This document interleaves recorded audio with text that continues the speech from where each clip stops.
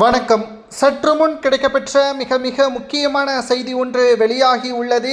அதிமுகவின் தலைமை ஏற்று விஜய் அவர்கள் கூட்டணிக்கு வரப்போகிறார். என்டிஏ தலைமையில் தற்பொழுது விஜய் அவர்கள் கூட்டணி வைத்தால் திமுகவின் நிலைமை தலைகீழாக மாறிவிடும். வேறு வழியே கிடையாது. புதிய கூட்டணியை எடப்பாடி பழனிசாமி அவர்கள் உருவாக்கிவிட்டார். திமுகவை எதிர்த்து களத்தில் விஜயால் தனியாக நிற்க முடியாது. வாக்கு வங்கிகள் தான் பிரியும். இதனால் திமுகவிற்குத்தான் சாதகமே தவிர மற்றபடி தமிழ்நாட்டில் விஜய் அவர்கள் காலூன்ற முடியாது. ஒரு சில இடங்களில் மட்டும் கைப்பற்றலாம். அதை வைத்து எந்த ஒரு புரோஜனமும் கிடையாது என்பதை உளவுத்துறை சொன்ன அதிகாரப்பூர்வமான அந்த கருத்து கணிப்பின் அடிப்படையில் பவன் கல்யாண் விஜய் அவர்களுடன் தொடர்பில் பேசியுள்ளார். தற்பொழுது 3 மணி நேரம் இந்த பேச்சுவார்த்தைக்கு பிறகு விஜய் அவர்கள் என்டிஏ கூட்டணியின் தலைமையேற்க திட்டமிட்டுள்ளதாக தகவல்கள் தற்பொழுது கிடைக்கப்பெற்றுள்ளது.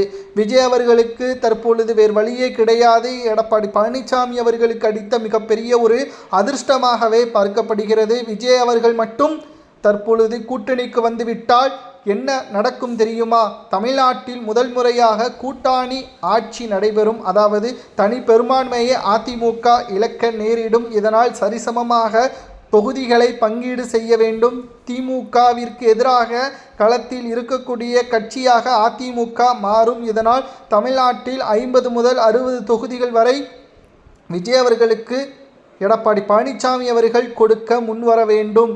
இதனால் அதிமுகவின் தொகுதிகளது எண்ணிக்கை மிகவும் குறைவாக பார்க்கப்படும். தமிழ்நாட்டில் அரசியல் வரலாற்றில் மிகப்பெரிய அளவிலான மாற்றம் இந்த 2026 சட்டசபை தேர்தல் அமையப் போகிறது. தமிழ்நாட்டில் புதிய ஒரு உதயமாக அதிமுக மிகப்பெரிய மாற்றத்தை எதிர்கொள்கிறதா என்பதையும் பொறுத்திருந்து பார்க்கலாம்.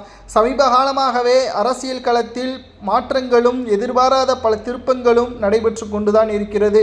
செங்கோட்டையன் விஜய் தலைமையில் இணைந்து கொண்டார். ஓபிஎஸ் ஸ்டாலின் தலைமையில் திமுகவில் இணைந்து கொண்டார். சசிகலா புதிய கட்சியை தொடங்கிவிட்டார் என்று ஒட்டுமொத்த அரசியல் களமுமே தலைகீழாக மாறிக்கொண்டிருக்கக்கூடிய இந்த வேளையில் ஸ்டாலின் அவர்களை எதிர்க்க 20 கட்சியுடன் கூட்டணி வைத்திருக்கின்ற திமுகவை எதிர்க்க விஜய் அவர்கள் என்டிஏ கூட்டணியை இணைவதை தவிர வேறு வழியில்லை என்ற காரணத்தினால் 2ஆம் கட்ட பேச்சுவார்த்தை சுமூகமாக போய்கொண்டிருப்பதாகவும் கூட்டணி உறுதி செய்யப்படும் என்று பாமக ராமதாஸ் அவர்களும் தெரியப்படுத்தியுள்ளார். நிச்சயம் கூட்டணி உருவாகினால் அது மிகப்பெரிய அரசியலில் மாற்றத்தை ஏற்படுத்தும். துணை முதல்வர் பதவி கூட விஜய் அவர்களுக்கு கொடுக்கப்படலாம் என்ற நிபந்தனையும் உருவாகும்.